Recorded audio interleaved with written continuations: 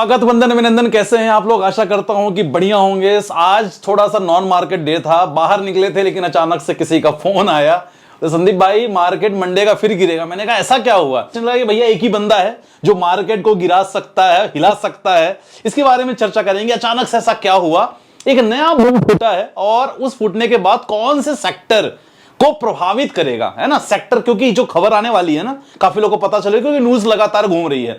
अब कौन से सेक्टर पे सबसे ज्यादा प्रभाव पड़ेगा, कितना प्रभाव पड़ सकता है, और बहुत छोटे छोटे इन्वेस्टर और ऐसे इन्वेस्टर मार्केट से अब तो निकलने वाले हैं, क्योंकि बहुत जो खबर है ना, ये मार्केट को थोड़ा सा हिलाएगी कुछ समय के लिए। तो जो खबर उसके बारे में बात करेंगे, कौन सा सेक्टर इफेक्टेड होगा और कौन कौन से इन्वेस्टर यहां से निकल जाएंगे, क्योंकि अब तो लोगों की सांसें छूट चुकी हैं ऑलमोस्ट। लास्ट में जो जिंदा है, पोर्टफोलियो लगातार भेज रहे हैं, उनका पोर्टफोलियो चेकआउट करेंगे। बड़ा इंपॉर्टेंट वीडियो होने वाली, मजा आने वाला है। जरूर वीडियो देखना, पूरा देखना, क्योंकि लास्ट में एक इंपॉर्टेंट आपको ट्रिक बताने वाला हूं कि ऐसे कंडीशन पे आपको इन्वेस्टमेंट कैसे करना है। तो सबसे पहले बात करते हैं, देखो जो मामला क्या है जी, यहां मामला है H1B वीजा। अब देखो ये एक ऐसा वीजा है जिसमें बेसिकली लोग ना, जो खासकर स्किल्ड वर्कर जो ऑलरेडी अमेरिका में काम कर रहे हैं। अब ये देखो, जो अमेरिका में काम कर रहे हैं, हालांकि बड़ी अपॉर्चुनिटी होती है, ऑनर होता है कि अमेरिका में काम करना। अब यहां ट्रंप ने क्या किया है भाई, पहले जो फीस हुआ करती थी, ट्रंप के अनाउंसमेंट के पहले वो फीस हुआ करती थी $1700 से $4500। अब मतलब जो लोग अमेरिका में काम करेंगे तो वो कंपनियां खासकर पे करती थी उनके बिहाफ पे। अब उसकी फीस, पहले फीस इतनी हुआ करती थी, बहुत सारे जो कंपनियां काम करती थी, फीस कंपनियां अंडर में काम करते थे लोग, तो खासकर लोगों को हायरिंग करने के बाद कंपनियां इतना पे करना पड़ता था कंपनियों को, ठीक है ना, क्योंकि कंपनियां भी उनसे काफी बिजनेस लेती थी। ये पहली बात है। लेकिन ट्रंप ने बोला भैया हम तो किसी को अलाउ नहीं करेंगे बाहर के वालों को, हम तो जितने भी लोग हैं अमेरिका के लोग हैं, अमेरिका के लोग ही अप्लाई करें जॉब में, और हम चाहते हैं कि कोई भी स्किल्ड अगर काम हो, अमेरिका के लोगों को स्किल्ड बढ़वाओ, स्किल पे काम करो। We don't want any persons from any across country. Clear बोल दिया। इसीलिए देखो, फीस बढ़ाने का मकसद क्या होता है आपको पता है ना, कि भाई कोई एंट्री ना करे, समझ रहे, कोई बाहर का बंदा हमारे यहां देश में एंट्री ना करे। सबसे पहले उसने बिजनेस को लेकर टैरिफ बढ़ाया, आपको पता है, कि बाहरी कंपनियां हमारे यहां काम ना करें। देखा आपने, कंपनियां काम ना करें, अब लोग काम ना करें। आप समझ रहे हो, मतलब देखो 1 लाख पर ईयर डॉलर बहुत ज्यादा अमाउंट होता है। और बड़ी कंपनियां देखो, अगर कंपनियां अगर किसी को हायर करके रखा है, इतना पैसा तो देंगी नहीं, और अगर इतना ही देना होगा तो बोलेंगे भैया हम बाहर के लोगों को क्यों हायर करें, है ना। ये इस सेक्टर, देखो इससे ना, ये खबर ना 2-3 सेक्टर है जिसको इंपैक्ट करेगा, मैं आपको बताने वाला हूं। तो ये चीजें हैं। अब ये सिंपल उसने डायरेक्शन दे दिया है कि भाई जितने लोग हो 21 सितंबर के पहले आ जाओ अमेरिका, नहीं तो मामला बहुत ही बुरा हो सकता है, फिर आपको इतना पे करना पड़ेगा। तो कंपनियां भी कंडीशन लगा के रख दी हैं, ठीक है। तो ये इंपॉर्टेंट है।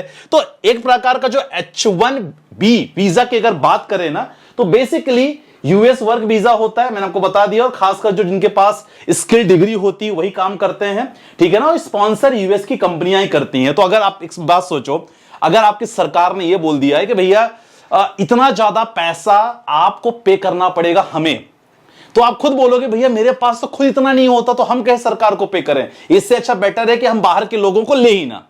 इतनी बड़ी कंडीशन कर दी है। अब देखो ये कौन कौन से सेक्टर प्रभावित होने वाले हैं, मैं आपको बताना चाहूंगा। सबसे ज्यादा प्रभावित होने वाला आईटी सेक्टर। सबसे ज्यादा बिजनेस भारत को आईटी सेक्टर से ही आता है, आपको पता है। और आईटी सेक्टर जब गिरता है 55%, भाई साहब 55% बहुत होता है, मतलब हाफ। अब 55% बिजनेस भारत आता है, समझने की कोशिश करो। मान लो कि आपका कोई बड़ा भाई यूएस में काम कर रहा है, मतलब बड़ी कंपनी यूएस में काम कर रही हो, तो खुद चाहेंगी ना कि छोटे मोटे बिजनेसेस हम कहां करें, अदर कंट्रीज में करें। डेफिनेटली आपको काम तो देंगे ही। अब काम देने के लिए बिजनेस भारत को देंगे, ठीक है ना। भारत में छोटे छोटी कंपनियां हैं, छोटे छोटे प्लेयर्स। अब भारत के अगर यूएस से कंपेयर करोगे तो हो गया टीसीएस, हो गया विप्रो, हो गया, these are the small players जो आईटी सेक्टर में लगातार काम कर रहे हैं। अब इनको बिजनेस मिलना बंद हो सकते हैं, कम हो सकते हैं, ठीक है। क्यों? क्योंकि वहां की जो कंपनियां कैसे करेंगे, अप्रोच ही नहीं कर पाएंगे बिकॉज ऑफ दिस। और इसका इंपैक्ट देखो आईटी सेक्टर में पड़ सकता है, एआई सेक्टर में पड़ सकता है, सेमीकंडक्टर सेक्टर में पड़ सकता है, ध्यान रखना। तो ये 3 सेक्टर हैं जिसमें आपको फोकस करना है।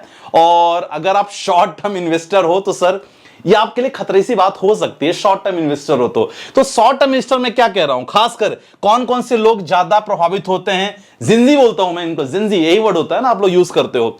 देखो ये वर्ड खासकर उनके लिए होता है छोटे इन्वेस्टर 2020 से 2024 के बीच में मार्केट में आए और ये सोच किया है कि भाई जितना 2020 से 24 तक 23 तक बना, आने वाले समय भी उतना ही बनेगा। करेक्ट, क्योंकि बहुत सारे फंड ने 30%, 50%, 70% रिटर्न दे दिया, पहले का मार्केट देखा नहीं, भर भर के पैसा इन्वेस्ट कर दिया, है ना। तो ऐसे लोग थोड़ा सा परेशान होंगे और परेशान होने के बाद मार्केट से निकलने की कोशिश करेंगे। मैं क्या बोलूंगा कि 2020 से 2024 तक देख के आए हैं, वही लोग थोड़ा सा भी डरेंगे, क्योंकि टैरिफ का मामला तो हुआ ही। अब टैरिफ के मामला होने के बाद ये ट्रंप ने नया बम फोड़ा है। अब ये इसका असर आपको थोड़े समय तक के लिए मार्केट जरूर हिला के रखेगा। और मैं हमेशा कहता हूं, एक ही इंसान है जो मार्केट को गिराने की कोशिश कर रहा है पिछले 1 साल से, वो आपको पता है कौन है। और इसके यही रीजन है कि अगर आप समझदार हो, देखो ये तो मार्केट का एक तरफा है, अगर आप समझदार हो तो आप अपने पैसे को कैसे निवेश करोगे, जो मैंने बताया था कि मैं बताने वाला हूं, कैसे निवेश करोगे। यस, आप अपने पैसे को डाइवर्सिफाई रखोगे। मैं हर वीडियो में एक्सप्लेन कर रहा हूं आप लोग को, तो इससे आप टेंशन नहीं होगे। आपको क्या लगता है, क्या मुझे टेंशन नहीं है टेंशन भाई, लेकिन सिंस मैंने अपने पैसे को डाइवर्सिफाई करके रखा है। कैसे? म्यूचुअल फंड्स अलग है, स्टॉक्स अलग है, उन पैसों को गोल्ड में भी इन्वेस्ट करके रखा है, खासकर गोल्ड ETF में, फिजिकल गोल्ड भी ले रखा है, क्योंकि पता है कुछ भी हो सकता है।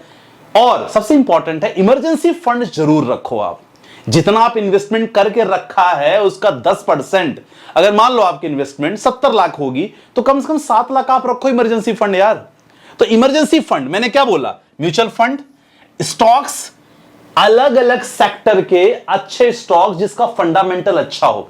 स्मॉल कंपनी भी हो सकती है, बड़ी कंपनी भी हो सकती है, लार्ज कंपनी, कैसी भी कंपनी हो सकती है, तो आपको यहां ध्यान रखना पड़ेगा। गोल्ड में इतनी अच्छी अपॉर्चुनिटी है, जब भी मार्केट नीचे जाएगा गोल्ड ऊपर जाएगा, ये तो आपको पता ही है। रेसिप्रोकल आपको समझ में आता है, अपोजिट काम करते हैं। तो जब जब अनसर्टेनिटी मार्केट में होगी, गोल्ड को थोड़ा सा अपॉर्चुनिटी मिलेगा। ऑल्दो बहुत ज्यादा जा चुका है, लेकिन यहां थोड़ी बहुत करेक्शन अगर मार्केट में होगी डेफिनेटली थोड़ा, क्योंकि गोल्ड लिमिटेड है ना भाई। अब कोई चीज लिमिटेड होती है तो उसकी सप्लाई क्या होगी, लिमिटेड चीज है तो सप्लाई कम है, सप्लाई कम है तो चीजों का जो दाम बढ़ेगा, सिंपल चेन, आपको पता ही होगा। बाकी इमरजेंसी फंड ये जरूर रखो यार, आप अपने पोर्टफोलियो को डाइवर्सिफाई करके रखोगे तो आपको कोई टेंशन नहीं होगी। ट्रम्प फैक्टर हमेशा से जिम्मेदार रहेगा मार्केट को गिराने का, मैं ऑलरेडी बता चुका हूं। ये इसके पीछे जो लबी डबी करते हैं ना मोदी जी के साथ कि भाई प्यार मोहब्बत है, बहुत प्यार करते हैं हम, आप आओ हम तो आपको ट्रेड करेंगे, नहीं भाई, बहुत बड़ा खिलाड़ी है, मैं आपको बता दे रहा हूं। और रिसेंटली जो काफी लोग खुश हो गए थे कि नहीं यार बहुत बड़ा धमाका होने वाला है, ट्रेड डील हो जाएगी, देखो हो सकती है छोटी मोटी ट्रेड डील करेंगे, लेकिन इसके पीछे जो सारे धमाके हैं ना ये करने वाले हैं।